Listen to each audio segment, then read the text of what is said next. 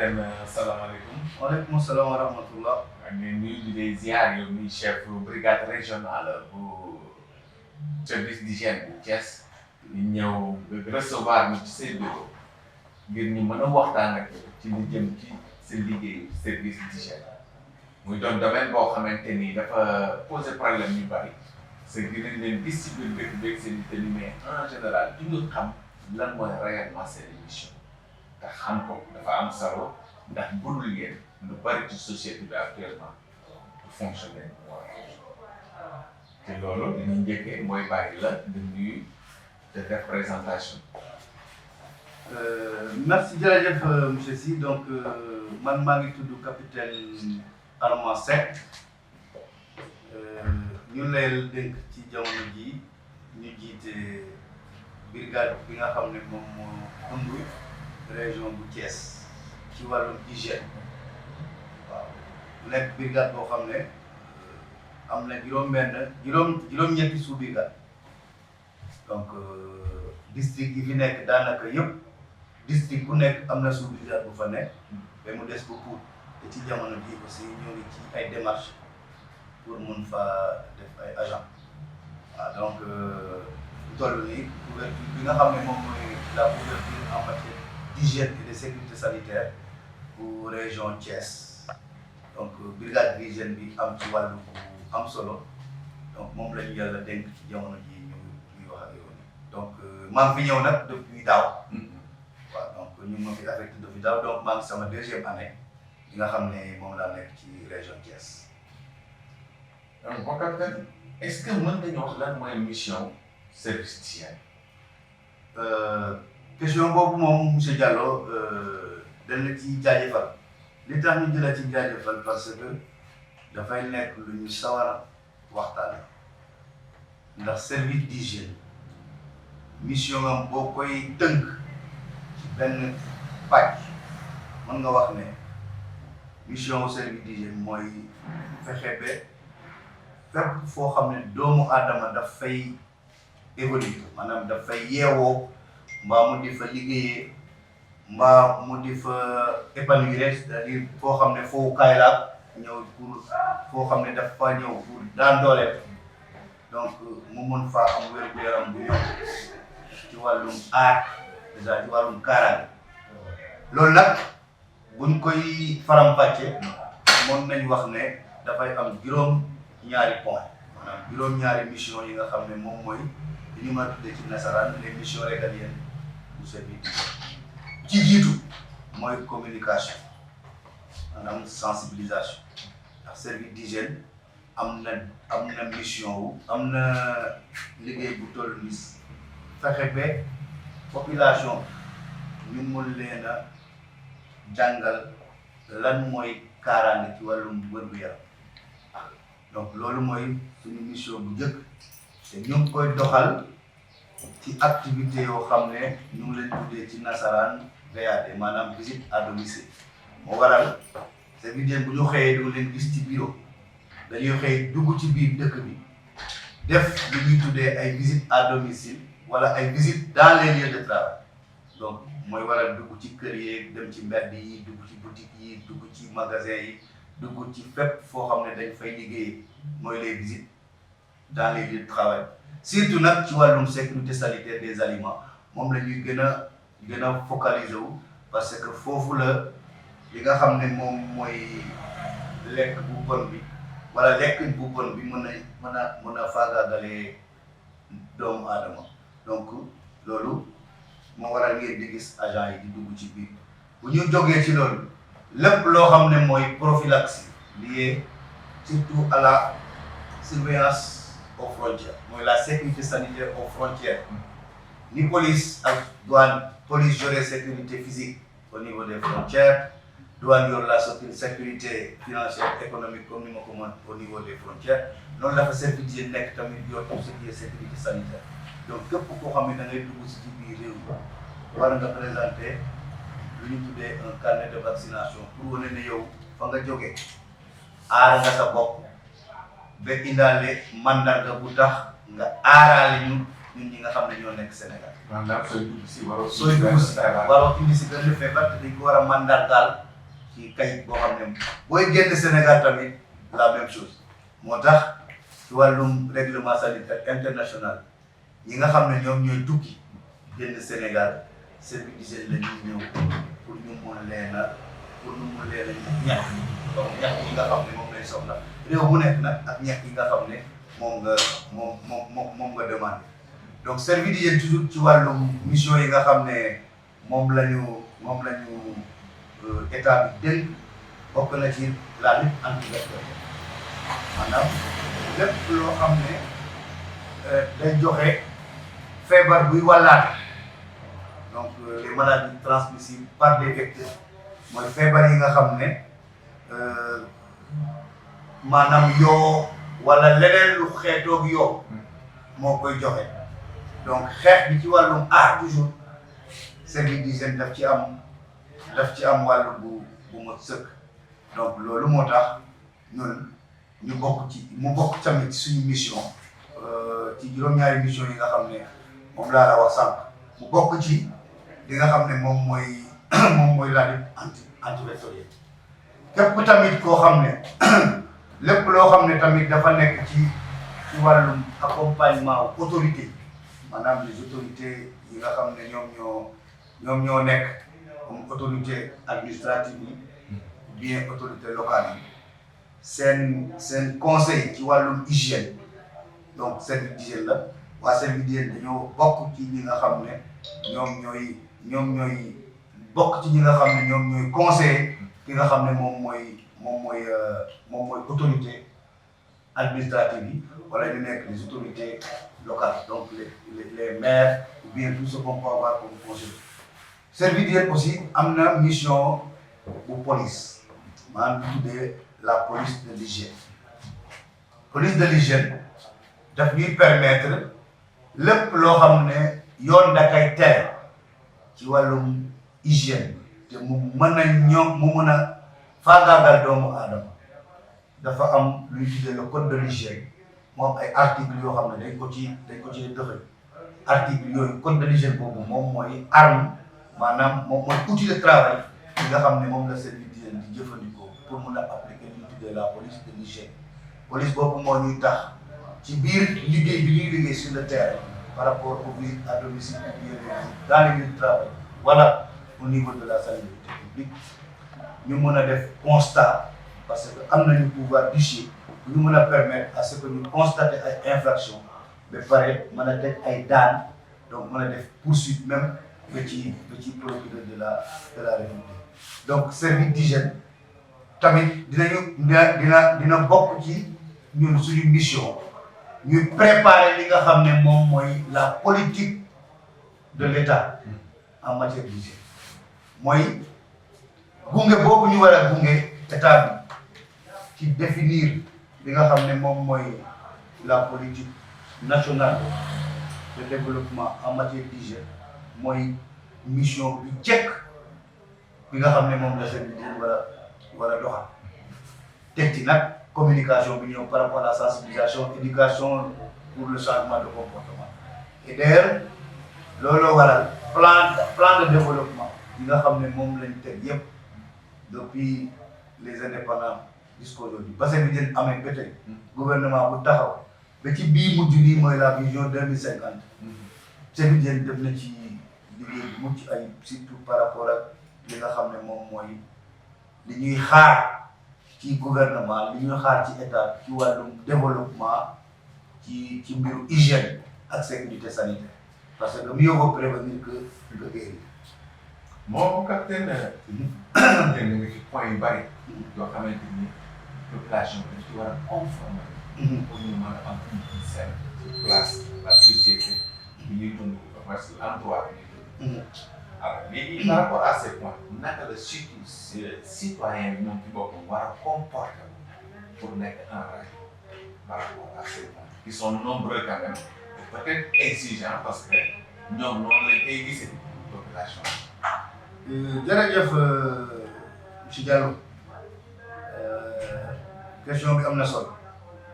mais li jiitu ci bu ma bëggee tënk rek ci wàllum question boobu dama ne sénégalais maanaam doomu aadama moo war a càmbar d'abord boppam doomu aadama bi mu war a xool li nga xam ne moom la bëgg a def mbaa mu mun koo wax wala mu bëgg koo jëfe est-ce que mën na kaa layal donc lépp looy def ci àdduna rek ak lu mu munti doon war nga mën a fexe ba mun koo layal boobu nga koy layal moo lay permettre à ce que nga mun a aar parce que ñun suñu mission néew naa ci njëlbeenu wax mission bi nga xam ne juróom-ñaari mission yi nga xam ne moom la service d'hygiène moom la état tënkal service d'hygiène pour mu mun koo doxal mën nañ ko tënk ci benn mooy lan fexe ba ñoŋal wér gu yaramu doomu aadama ci wàllum kaaraange ndax fagaru moo gën faj lépp loo xam ne man bu ko doomu aadama bi defee mu gàllankoor wér gu yaramam prévention daf ci am solo ñu tàmbali nag ci li nga moo tax lépp looy def bu ma nee mën koo layal da ngay jël rek benn exemple lii ñu teg ci say loxo ay demande d'autorisation de construction bu ci jëlee benn exemple kese rek nit donte yaa moom sa xaalis jënd nga sa kër même balaa ngay jënd yoon la woon pour nga laaj avis l'avis ne te dit pas mais yoon la woon pour nga laaj avis un spécialiste wala benn hygiéniste pour fi nga xam ne foofu nga bëgg a jënd sa kër ndax la sécurité sanitaire démarre du choix du site de l'habitation le choix du site maanaam tànn bi nga xam ne moom nga tànn site bi nga bëgg a dëkk ba ba ngay pare tabax ba nit ñi occupé.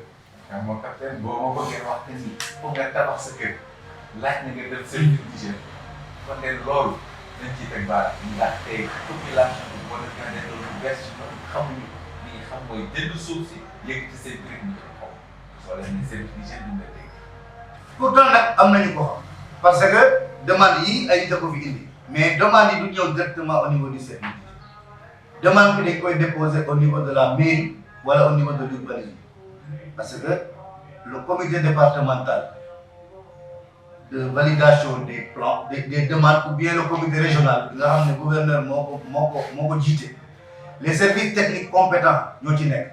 gouverneur moo ñu nommé ñun ñëpp en tant que membre du comité ku ci nekk wàll bi nga feetoo moom nga jël quand je prends l'exemple du service d'hygiène par rapport à la construction kër boo koy tabax fi nga bëgg a dëkk boo koy tànn warul nekk site boo xam ne bu tawee mu doon un gîte larvaire nee naa la sànq service d'hygiène moo yor lépp luy lutte antivectorielle par rapport surtout à la gestion de la prophylaxie des maladies transmissibles donc ñun fi nga xam ne boo ko jëndee dëkk fa bu nawetee wala bu ëllëgee mu transformé nekk un gîte larvaire du dëkkuwaay bu wóor donc mën na nekk aussi site de refuge soit des polluants et nuisances mën na nekk aussi autres nuisances telles que les reptiles les serpents donc danger yu bëri mën na ñëw fekk yow yaa tànn fi nga xam ne foofu nga bëgg a dëkk te fekk foofu du environnement bu idéal beneen fànn bi mooy booy tabax kër pour dëkk ci dafa am ay commodités yoo soxla donc prioritairement war nga dugal ndox kan moo war a soytu contrôle ndox boobu service d'hygiène war nga boo dugalee ndox boobu dafa war a nekk ndox bu mucc ayib na muy duggee ci kër gi nekk duggin bu mucc ayib parce que duggin bi mën na nekk nan mën nga nekk dans une zone boo xam ne am na réseau bi yegsi na fa donc la distribution publique de l'eau potable nga def demande ñu branché la mais mën nga nekk ci zone boo xam ne amul réseau donc dafay nekk approvisionnement en eau potable individuelle donc ci teen nga jëm wala forage boo amee moyen ou bien mini forage bu fekkee ne yow ci biir kër gi 150 mètres carrés nga bëgg faa def teen bëgg faa def ouvrage bi nga xam ne lépp luy eau usée maanaam ndox bu ñuy jëfandikoo ci kër gi ba pare war kaa génnee système boobu moo ko war a yor dafa am lu système bi war a mën a dëkkee ak teen système boobu bu fekkee ne yow da nga ko def te tegoo ko ci ay normes je prends l'exemple d'une latrine parce que ouvrage yi bëri na boo bëggee am sa biir kër teen bëgg am sa biir kër benn latrine VIP ou bien latrine à ciel ouvert fond bi étanche nappe bi pour nga polluer ko dafay yomb te nappe boobu moom ngay root parce que dafa am réglementation bi lu mu wax diggante teen ak fosse distance bi dafa war a au minimum 15 mètres bu dee dans un terrain suñu terrain tey yi nga xam ne c'est un terrain de 150 mètres carrés nga bëgg faa def pompe teen bëgg faa def fosse est-ce que distance boobu di nga ko mën a am ci horizontal bi donc am na neneen noo xam ne serviteur war na la mën a conseiller pour que nga mën a am dispositif d'approvisionnement en eau en même temps am un système d'assainissement te ñoom ñaar ñëpp ñu conforme ba pare ñoom ñaar ñëpp ñu mën a nekk ci biir kër gi mën a aar parce que nit dafa soxla ndox eau potable pour mu mën a dund on peut pas vivre sans eau mën nañ wax sax ne ndox mooy dund mais ndox moomu moo ko jëfandikoo ba tamit da nga war a génne parce que boo ko bëggee bàyyi dëkk ak moom dëkkin boo xam ne normal mën na la indil ay gàllankoor yoo xam ne mën na dem sax ba faagaagal donc loolu yëpp waxatuma nag ñu jëm aussi ci wàllum ki nekk ci biir kër da ngaa soxla ngelaw war koo nooyi da ngaa soxla éclairage pour sa bët yi mën a gis pour au moins bu dee bëccëg nga bañ fay nekk di taal lampe loolu yëpp na la mën a permettre nga am une prévention par rapport ak yenn feebar yi ci wàllu bët noyyi bi aussi war ngaa noyyi ngelaw boo xam ne dafa nekk ngelaw bu set ngelaw bu laab ngelaw bu sell boo xam ne du la indil aussi gàllankoor ci wàllu feebaru dënn donc loolu yëpp ci wàllu hygiène war nañ def tout ba jox la conseil comme ça di nga tabax bu am espace néeg yu am norme volume d'air bi nga xam ne moom la ñuy soxla ci biir néeg yi ñu mun koo am aération bu normal ñu mun koo am ci biir kër gi ventilation bu normal ñu mun koo am ci biir kër gi renouvellement d'air bi mu mun a nekk ci biir kër gi comme ça kër googu këf ku fa nekk lépp luy prévention liée aux maladies transmissibles ou bien bu nekk ay maladies directement contaminantes donc ñu mun cee aaru donc loolu moo tax service d'hygiène ak leneen mais liñ ci mën a tënk rek mooy yii obligatoire la pour nga déposer sa dossier au niveau du service d'hygiène mu xool est-ce que kër gi ñaata nit ñoo ci war a dëkk buñ ci dëkkee fosse bi nga xam ne moom nga war a tabax naka la war a toll pour mun a recevoir lépp loo xam ne nombre de personnes yooyu dëkk ci kër gi ñoo koy rejeter parce que nit ku nekk da nga am un volume un volume d'eau usée à rejeter par jour loolu selon les quartiers selon le dispositif le système d'approvisionnement en eau potable dañ ko ciy xayma bu ñu jëlee standard bi ñu mën a wax rek par rapport à l'eau courante foo xam ne ndox bi yemme maay na donc le Sénégalais moyen donc ñu ngi koy xaymal entre 49 à 50 litres d'eau usée par personne et par jour kon booy calculer sa dimensionnement aux fosses en fonction du pourcentage d'épuration bu dekkee ne yaa ngi ci biir kër gi bu dee ouvrage bi ngay def dafay nekk une fosse septique bu am épurateur volume bi nga xam ne moom la nit ku nekk rejeté par jour ci nga war a sukkandiku pour calculer dimension wu fosse mais fosse boobu bu fekkee ne par exemple indi woo ko ci plan de construction bi donc waa service war na la jox conseil pour nga respecter normes yooyu bu loolu amul ñu rejeté sa plan parce que dañoo xam ne demande bii buñ ko bàyyee mu jàll bu ko borom tabaxee nii te respecté wul normes yi képp ku dëkk ci kër gi da ngay mujj am ay jàngat. da ngay exposé. waaw da ngay exposé wu ci danger yi nga xam ne mooy lié ci wàllu assainissement ou bien nga exposé wu ci yeneen danger yoo xam ne dafa lié ci wàllu ndox sax de manière générale. li seetlu aussi pour da ngay dem ci kër yoo xamante ni da ngay gis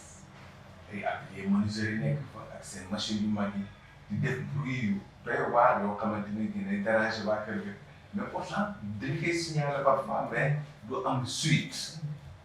léegi lan la ci service d'hygiène war a mën a def parce que ñëpp dañ aussi ay nit dañu soxla benn tranquillité pour mën a noppalu ne serait-ce que pour mën di nelaw temps bi ñu bëgg nekk par jour. waaw question boobu aussi dinañ sawar loolu pour tontu ci parce que ci wàllum pollution et nuisance code de l'environnement code de l'hygiène dañ ci indi bariwul. mais le code de l'environnement daf ko encadré et ñun en tant que agent d'hygiène on a les prérogatives d'utiliser le code de l'environnement mais bu ñu demee dans le cadre du comité régional de suivi environnemental fépp foo am ay pollution yu mel noonu boo wootee le 12-21 c'est pas pour faire de la publicité mais c'est un numéro boo xam ne SOS environnement la fépp fu mun di nekk ci biir Sénégal boo wootee le 12-21 nga joxe adresse bi nga xam ne foofu nga pollution bi nekk bépp façon pollution bu mu munti doon waa environnement dinañ ko jël envoyé ko service bi nga xam ne moo ko war a traité parce que ci wàllu exemple bi nga joxe léegi mooy menuiserie yi nekk ci biir kër am na ci wàll boo xam ne service d'hygiène moo ko moom mais am na beneen wàll boo xam ne beneen service yeneen service ñoo ko moom bu dul service d'hygiène loolu moo tax mën nga def réclamation ci côté service d'hygiène ci wàllu menuiserie boo xam ne mu ngi ci kër service d'hygiène ñëw def constat verbaliser waa ji parce que dafa def infraction d'hygiène mais bu dee dañoo ñëw fekk waa ji deful infraction bu lié à l'hygiène mën nañ ko ñàkk a verbaliser te bu boobaa ñàkk a xam mën na tax nga yaakaar ne waa service d'hygiène dañoo bañ alors que bañuñu moo tax booy def réclamation na nga xam effectivement lan moo tax ngay def sa réclamation mooy li ma wax sama njëlbeenu waxtaan doomu aadama lépp lu la tax a jóg na nga mën a layal balaa nga ci bu dee réclamation nga bëgg a def na nga xam lan mooy réclamation d'abord lu tax nga bëgg a def réclamation fan nga ko war a def est-ce que réellement yow yaa ko war a def wala keneen moo ko war a def parce que il faut nga mën a saytu aussi génne le qui et le quoi man lan laa bëgg a def mooy le quoi kan moo ko war a def est-ce que man la wala sama keneen donc loolu yëpp boo ko indee boo ko defee ba pare lan nga ciy am bu boobaa dafay leer ci yow te loolu boo ko appliqué ci sa lépp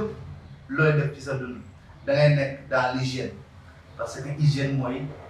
la base de la prévention l'hygiène c'est la base de la santé.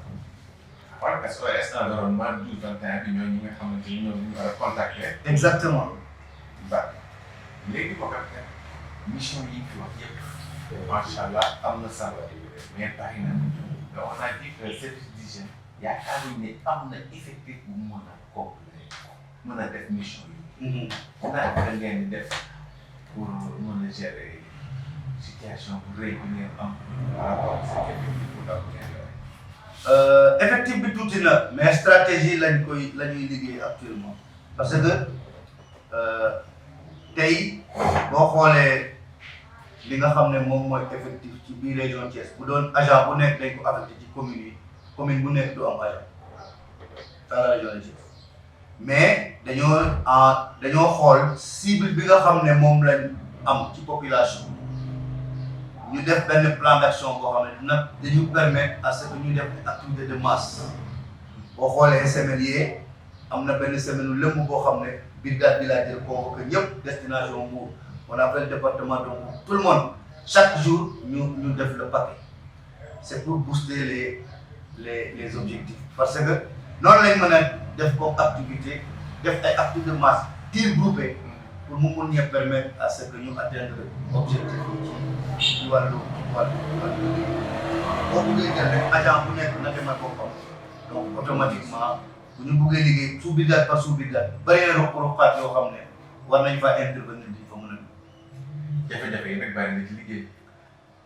effectivement que ne buñ koy yokk buñ leen ko yokkaloon liggéey bi gën a wax. jafe-jafe bi bari na mais état bi aussi mu ngi ciy def góorgóorlu parce que ren rek recrutement bi on nous a affecté de nouveaux agents am na agents yu bees yoo xam ne seen matricule mu ngi soog a génn donc dañ leen di soog a recruter recrutement bu bees la te aussi am na ay projections yoo xam ne gouvernement bi def na ko pour mun ñoo gën a appuyer ci wàllu ressources humaines yooyu moom buñ ko gënee renforcer dina gën a ñoŋal liggéey bi bu baax a baax te état bi promettre na et puis tàmbali na donc ñu ciy def loo xam ne ñun am nañ yaakaar ne fii ak ay at quand même sécurité dina am beneen melokaan. donc beneen aspect rek mu bëgg ñu dugg ci muy période bii ñu toll. muy préparation catastrophe. ñu xam ne ren Thiès moo ay. dafa doon loo xamante ni dañuy accès effort yëpp ci préparation bi. lan ngeen ci prévoir lan ngeen ci dégle lan ngeen ci tere. am na solo et puis loolu dañ ciy profité aussi jaajëfal ki nga xam ne mooy njiitu réew mi parce que tànn suñu biir suñu région la région de Thiès pour mu abriter li nga xam ne moom mooy la célébration de la fête nationale de l'indépendance donc loolu moom vraiment macha allah parce que ça sera une première mu nekk une première nekk lu historique waaw léegi nag service d'hygiène en tant que force de défense et de sécurité dafa bokk ci ñi nga xam ne ñoo war a def mais à part ça amaat nañ beneen mission boo xam ne parce que tey comme ni ma ko waxee ci njëlbeen lépp luy sécurité sanitaire et environnementale ñu ngi ci instant bi mu nekk nii bu ñu waxee fête même balaa 4 avril la semaine nationale de la jeunesse Thiès moo ko ay encore donc day koy gungewaale demaale en même temps 4 avril parce que toute la semaine foofu Thiès dafay nekk dëkk boo xam ne nit ñi fi ñëw pour communion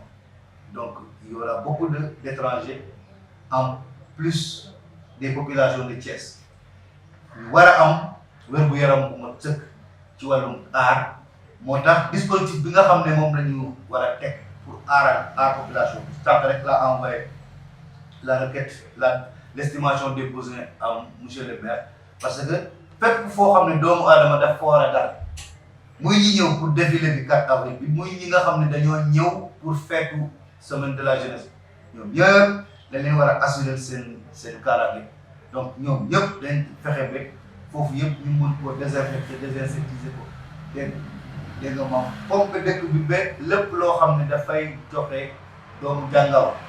ñu mun koo faagaagal ba balaa fête bi di ñëw loolu daf fi taxaw jour fête bi aussi ñi nga xam ne ñoo fiy dajee dañuy soxla seen bopp il faut impérativement ñu taxawu leen taxaw boobu mooy fi nga xam ne foofu la nit ñi war a défiler di rassembler wu dañ fay teg ay urinoir donc lu ñu tuddee des toilettes mobiles nga xam ne képp ku soxla boppam boo gaanuwaay di nga mën a tourner rek am foo dugg pour mun a suturlawu te doo am problème kër yi nga xam ne aussi ñoom ñoo dend ak l'avenue Caen mooy kër yi longé fi ñu war a défiler anticiper woon nañu ci ndigalu comme zone ak gouverneur bu région Thiès donc joxoon nañu ndigal en tant que suñu kilifa ñu anticiper ak équipe service d'hygiène ak waa armée parce que le service de sécurité des armées sécurité sanitaire des armées lañ àndaloon boole ko waa service d'hygiène waa ONAS ak waa SENCO on a fait des visites à domicile ñun visites yi nga xam ne moom la service d'hygiène di def ci kër yooyu nga xam ne ñoom ñoo war a accueillir défilé entre guillemets li tax ma ne accueillir défilé bi mooy ñoom ñoo nekk ci axe bi nga xam ne moom moo war a recevoir défilé bi kon nit ñii seetaan seet ñi war a ñëw pour défilé ak ñëpp ñu fay daje dañ leen di jege te mën na am li ñuy installé ci ay toilettes mobiles mën naa ñàkk a mat dugg nañ ci kër yooyu yëpp waxtaan ak ñoom xamal leen ne fête bi suñu fête la ñun waa Thiès ñu ngi leen ñaan ku ci nekk bu ñu amee douche publique boo xam ne mën nañ kaa ubbi pour gan yi donc ñu mun leen cee jàppale ba nga xam ne ñun ñëpp dañ passé une excellente fête du 4 avril et puis Sénégal jëm kanam alhamdulilah tamit ñoom ñëpp nangu nañ donc ça veut dire que comme ni ñu ko waxee la teranga sénégalaise et puis ñun waa Thiès ñoo aye donc gouvernement bi surtout le président ñun la honoré monsieur le maire moom déjà gis ngeen ni ci defee yam donc on a aussi demandé au maire de mettre à la disposition des services techniques les moyens qu'il faut ci wàllu domaine am état bi aussi def na li nga xam ne moom la war a def ci wàllu domaine parce que démb j'ai passé toute la journée à Dakar dans une réunion pour pouvoir au moins diligenter les choses donc am na li état war a jox parce que la santé est une compétence transférée dafa am partie boo xam ne état moo ko war a joxe en passant par le ministère de la santé en passant par la direction du service national de l'hygiène donc rencontré naa leen li nga xam ne moom la état war a def ñoom jël nañ seen engagement incha allah duñ ko def mairie bi aussi wax nañ ma pour ma envoyer leen li nga xam ne moom mooy l'expression des besoins pour li nga xam ne moom la mairie war a def en tant que compétence transférée ci santé donc ñoom tamit ñu jéem a xool ñu ko donc am nañ yaakaar daal ne fête bi lañ ci dugg tàmbali nañ ko déjà ñun waa service d'hygiène parce que on a commencé les activités de prévention donc ñu war a installer les toilettes mobiles li ñu war a organiser par rapport à l'approvisionnement en eau potable la SENCO aussi collaboré nañu ak moom collaboration bu rafet dinañu génneel ay points d'eau yoo xam ne ñii ñëw ci fête bi surtout fi nga xam ne dañ fay installer ay toilettes mobiles dinañ mën a permettre à ce que ñu am ndox bu ñu defee seen sutura ba pare ñu mën a am ndox bu ñu raxasoo et puis comme ça nit ñi mën a am aussi ku ci marché ñu mën a am ku ci soxla ndox rek ci wàllum eau potable dinañ génneel foo xam ne di nga mën a utiliser pour ndox moom. dégg nag ñu ne service d'hygiène dafay taxawu population bi. na mu leen taxawee noo la mën a sanctionné. sanction pour service d'hygiène di def vers ci population yan sanction ngeen am ngeen ko teg population bi ak yan forme ngeen di sanction question bi dina permettre am na solo lool question boobu dina permettre à ce que ñu mën au moins des retours parce que ñun ci wàllum police de l'hygiène lépp luy infraction muy délit crime lañ am mais contravention am nañ délit maintenant par rapport aux infractions de police simple tey bu fekkee nag da nga def lu ñuy tuddee une infraction délictuelle maanaam infraction boo xam ne délit la délit moom mën na la yóbbu ba kaso am na infraction yoo xam ne boo ko defee bu fekkee ne infraction bi réyul comme ni ñu ko mën a tuddee c'est une infraction de simple police infraction contraventionnelle amende yi mën na varier de 3000 à 36000 am na yoo xam ne 3000 la am na 6000 am na 9000 am na 18000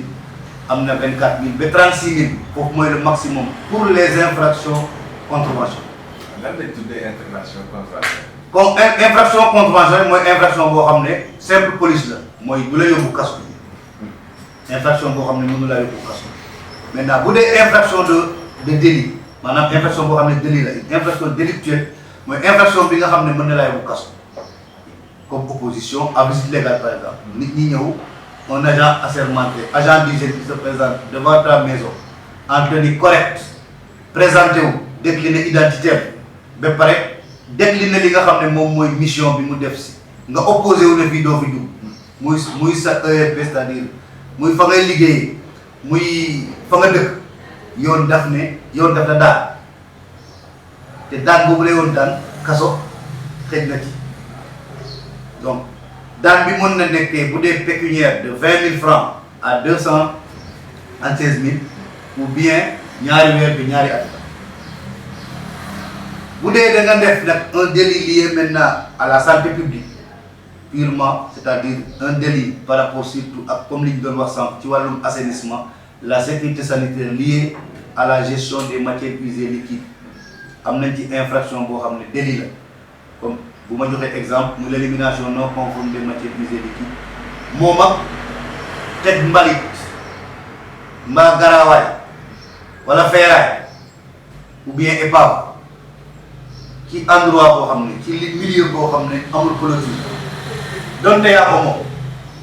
mën na nekk mbedd bi mën na nekk terrain nuit boo xam ne terrain public la comme mën na nekk terrain boo xam ne yaa ko moomal sa bopp sa titre foncier la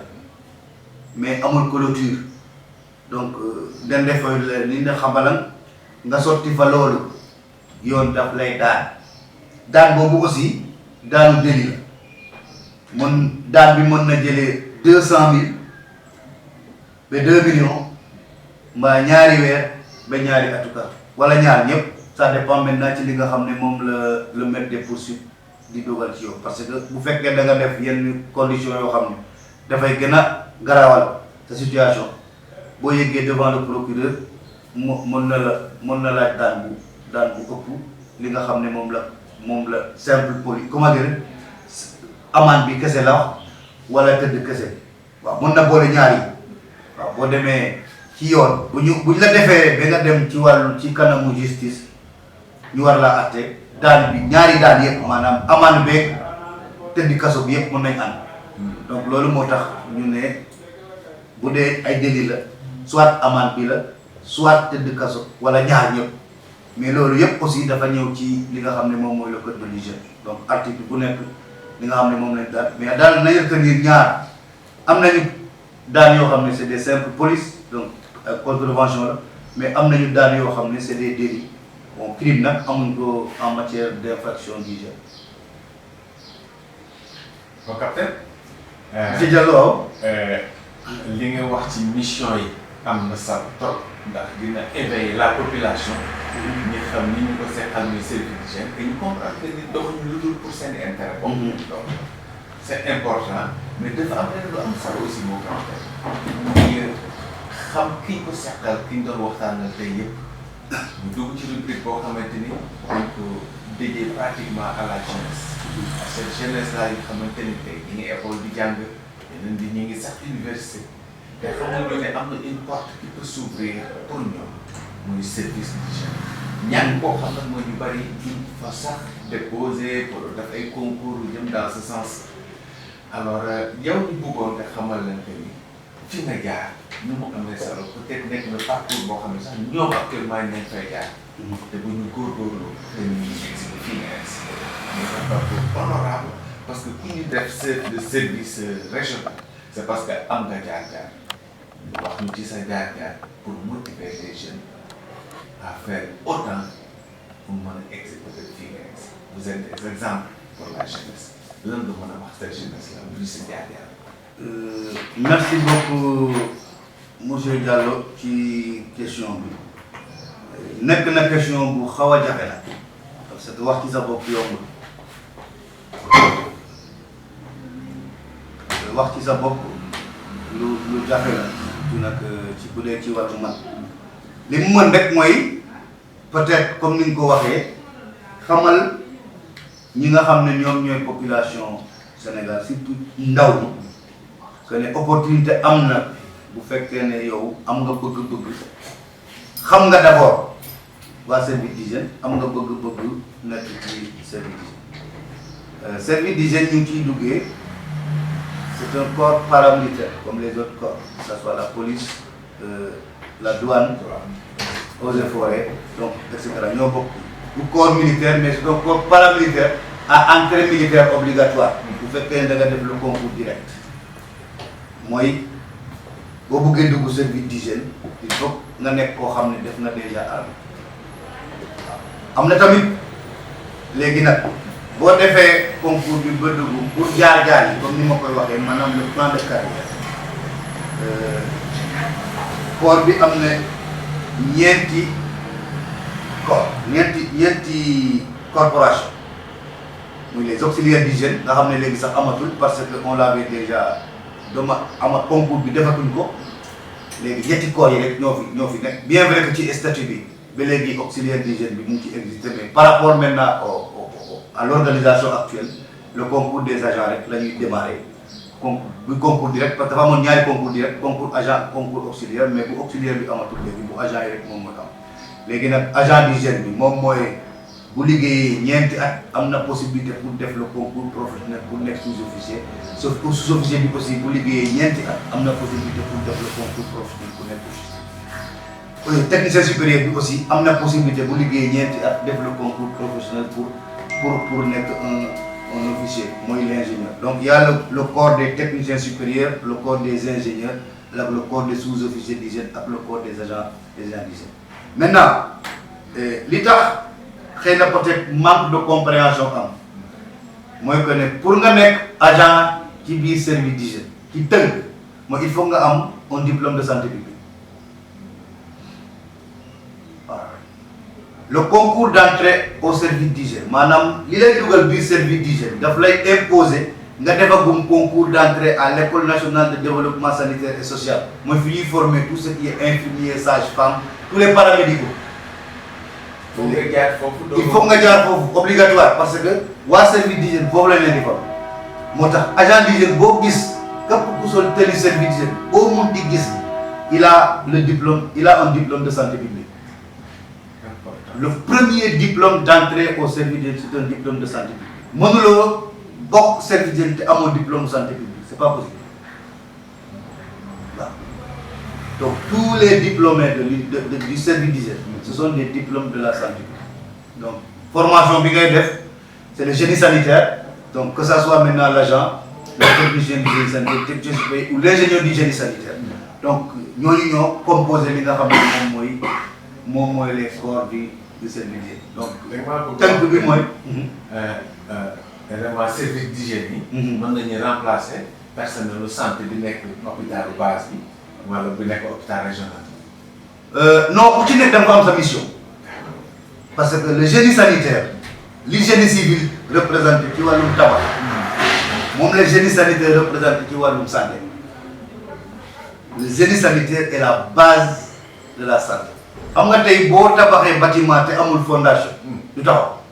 léegi fondement wu santé nag la santé fondement moom mooy le génie sanitaire léegi moo tax tey les médecins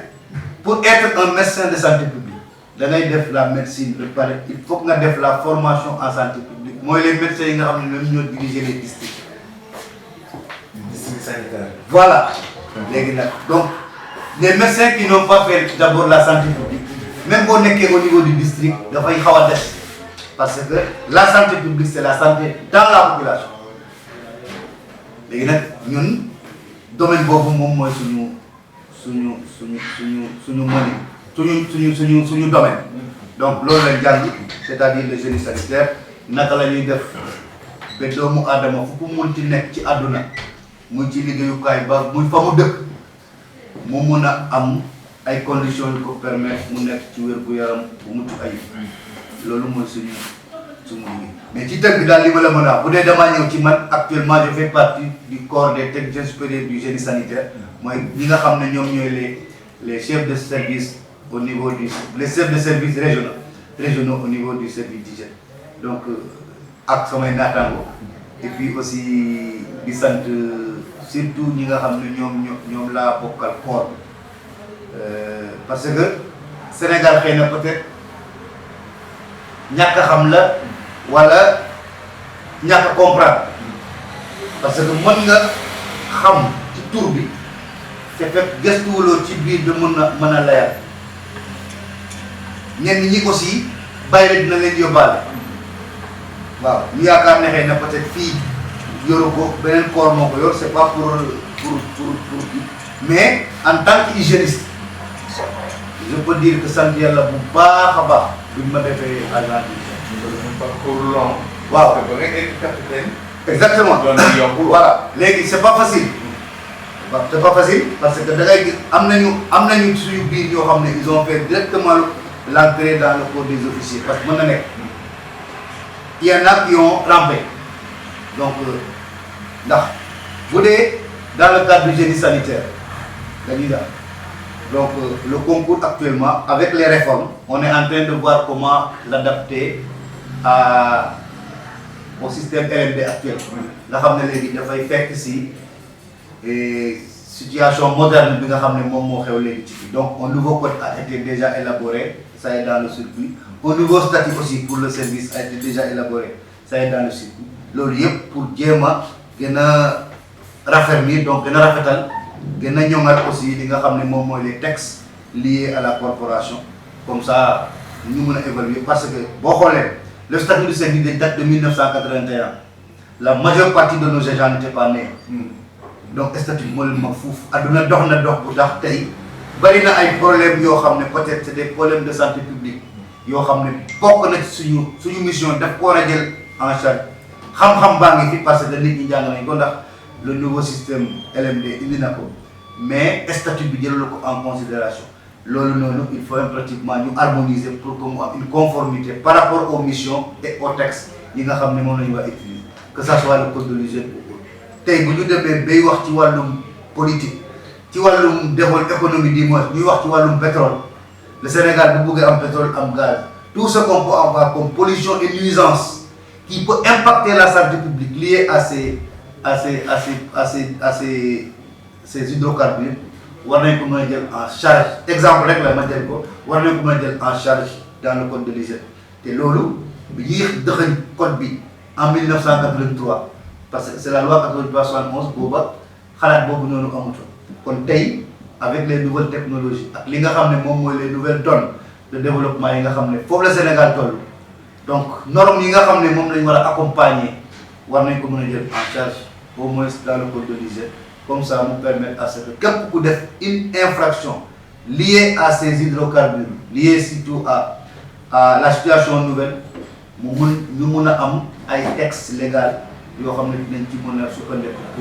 pour daan yi mun a méngoo ak li nga xam ne moom la faute bi borom def mais nit mën a def faute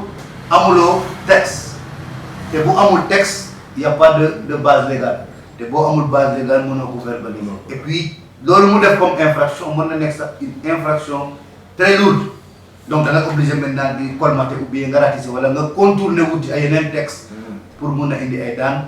yooyu yëpp mën na ñàkk donc moment bi ñu toll il est temps que ñu jël li nga xam ne moom mooy le code ñu méngale ko ak jamono waaw njàng mi aussi méng nag jamono léegi comme njàng mi méngoo nag jamono li nga xam ne moom mooy les textes aussi war nañ ko méngale ak njàng mi parce que nous avons des ingénieurs donc nous avons des masters en hygiène qualité sécurité environnement des licences en master en hygiène sécurité environnement yooyu yëpp dafa nekk loo xam ne booy yi seen bopp war nañ ko xam pour ñu xam ne au service d'hygiène y a de l'opportunité xëy na peut-être ñàkk a xam la mais y a de l'opportunité c'est un corps d'avenir et puis corps la boo xam ne mënul état comment dire réew mënul dem sans hygiène corps la boo xam ne réew mënul dem sans hygiène boo gisee toujours des fois bu may waxtaan ak nit ñi ñu yaakaar ne xëy na peut-être damay ràcc jëmale sama kanam mais du loolu lépp ak fépp foo munti je dis bien lépp loo munti dox ak fépp foo munti dem ni ngay xoolee la nga fay yóbbaale mooy la nga gis bu ma duggee sa kër bu dee kër gi set na wala kër gi neex na wala kër gi kii na li may gis mën nga maa tere mën nga maa tere lépp dem des li ma gis. mën ma tey say bët. waaw mën ngaa nëbbu tëj sa néeg de fii du fi dugg mais bu ma nee salaamaaleykum di nga xam ne moom moo nekk sa environnement ma jàkkaarloog moom bu dee nekk nga nit ku set danaa xam te développement que ça soit l'OMS que ça soit l'ONU que ça soit la Banque mondiale donc organisme yi nga xam ne ñoom ñoo tënk adduna bi yëpp bu ñuy xayma développement dañ hygiène ak assainissement surtout hygiène nekkuwaay c'est-à-dire le cadre de vie daf ci am solo lool dëkk boo tudd ne dafa développé la nga xam ne moom nga mën a palper ci wàllu matériel physiquement nii nga mun koo démontrer parce que yow da nga ne salaamaaleykum rek def fa sa séjour bu ndaw génnaat joxuñ la seen statistique joxuñ la seen dara lan moo tax nga mën a wax ne dëkk bii dafa développé c'est parce que li nga gis boobu noonu c'est le cadre de vie donc c'est l'hygiène moo tax ñun Sénégalais yi war nañ ci mën a góorgóorlu pour renforcer ñi nga xam ne ñoo fay liggéey góorgóorlu pour ñun ñi nga xam ne ñooy population bi tamit ñu gën a góorgóorlu suñu wàllu hygiène parce que ñu bëri xamuñu luy hygiène mënuma comprendre nga dajale ñax mbaa nga dajale mbalit taf ko ci sa mur taal ne da ngay bale nga taal mu tàkk saxaar nga ne da ngay set setal yow inhalation bi nga mën a inhaler foofu ci ay gaz polluant la mu mën a jur ci environnement bi la mu mën a jur ci ñi nga xam ne ñoom ñoo la wër kenn xamul ni mu toll donc te ñooñu ñun ba léegi foofu lañ toll pourquoi parce que li nga xam ne moom lañ war a gëstu ci mbir mi gëstuwuñ ko soit dañoo amul jot bi ou bien amuñu xam bi wala daf ñoo ñorul en général ñun balaa ñuy jóg ci wàllum wér-gu-yaram rek dafay fekk feebar mu ñuy faagaagal alors que fagaru moo gën faju donc nañu fexe ba ñun ñëpp ñu góorgóorlu ci xeex tilim bi pour mun a daan li nga xam ne moom mooy feebar yi ñuy yoot parce que chaque jour am na luy yoote. bon capitaine ku gisoon lu teguwul ci yoon ñu bëggoon wax ak yéen ndax ngeen mën fa intervenir pour def ci solution maanaam numéro vert. bon malheureusement amuñu numéro vert mais comme ni ma la ko waxee rek bu fekkee ne fi nga nekk daa sori boo wootee le 12 21 wax adresse bi nga nekk bu dee par exemple ci wàllum hygiène la bu fekkee infraction bi nga wax hygiène la waa environnement dinañ la orienté bu fekkee nag yaa ngi biir Thiès fii boo déplacé woo ñëw au niveau du service d'hygiène nga def sa plainte comme ni ñu koy defee à la police c'est que le problème se pose mooy nit ñi nañ xam carrément que ni importance bi service d'hygiène am ci wàllum wér-gu-yaram war na leen mën a jaral ñuy déplacé wu vers en attendant que ñu am maintenant parce que pour le moment le service d'hygiène n'a pas un numéro vert mais boo déplacé woo ñëw di fi fekk koo xam ne dina la déglu y a un registre des réclamations parce que ñaar dafa am y a la réclamation y a la plainte bu la neexee nga bind sa plainte ñëw déposer on va faire le suivi comme on va diligenter la plainte automatiquement damay joxe instruction ñu mun koo diligenter bu jaree bu dee des infractions yu jar ay convocation ba ay procédures tout ça là on va le faire comme mën nga gis un problème de santé publique lié à l'insalubrité ou bien un problème de santé publique boo xam ne dafay perturber wér-gu-yaramu benn quartier wala benn koñ ou benn gox nga gis nit di ko def nga yoot nag dew service d'hygiène def réclamation boo defee réclamation dinañ ko jox secteur bi nga xam ne ñoo fay dem comme ça ñooñu bu ñu demee bu dee sensibilisation rek mën nañ caa yem te nit ki tamit sensibiliser ko mu nangu ba pare jël engagement pour changer comportement kooku aussi bu ñu ñëwee mën nañ ko sensibiliser waxtaan ak moom xamal ko carrément que ne lii nga def dafay nasaxal wér gu yaramu koñ bi da nga ko bàyyi defee lii bu ko accepté y a pas de problème mën nañu am sax convocation maintenant bu dee koo xam ne récalcitrant la wala mu nekk récidive ou bien koo xam ne dafa rebellé wu ci kaw nit ñi donc loolu li yoon wax mooy ñu appliquer la police sur lui donc dañ koy convoquer bu ñëwee li yoon laaj ñu teg ko bu dee infraction bi délit la te dafa nekk un flagrant délit nécessité ñu woo procureur pour une garde à vue ou bien un déferment tout ça lépp loo xam ne daf ko laaj incha allah dañ koy def donc le service est là pour les populations mais population yi ñoo war a xam carrément que ne seen hygiène ñoom ñoo ci war a jiitu donc comme ñoo ci war a jiitu bale am na solo lool mais ñàkk a tilimal moo ko ëpp solo kon ñun nañ fexe ba balaa ñuy créer mbalit nañ fexe ba ñàkk a nekk fii di créer di bale mieux vaut ñàkk a créer mbalit moom moo gën ñuy créer mbalit di bale parce que boo créer mbalit di bale temps yi ngay perte dafay bëri moyens yi ngay perte dafay bëri xaalis bi ngay perte dafay bëri ndax la créer mbalit ba temps la mbalit boobu nga créer xaalis moo ko fa yëkkati xaalis moo koy éliminer donc processus de gestion des déchets bi dafa nekk processus boo xam ne dafa xaw a gudd lool voilà donc loolu laa ci amoon lu ma la tënkalal monsieur Diallo. Mon capitaine vraiment Best FM rajo et télévision ñu ngi lay wax jërëjëf vraiment ci temps bi ñu accordé xam nga ni émission boo xamante ni nag dinañ koy diffuser lu bari pour tamit à la population vraiment ñu xam lan mooy service d'hygiène ak lan moo leen wax parce que ñoom dañoo xamul li leen war en fait defe naa ne jege service d'hygiène moo ëpp sens que di daw service d'hygiène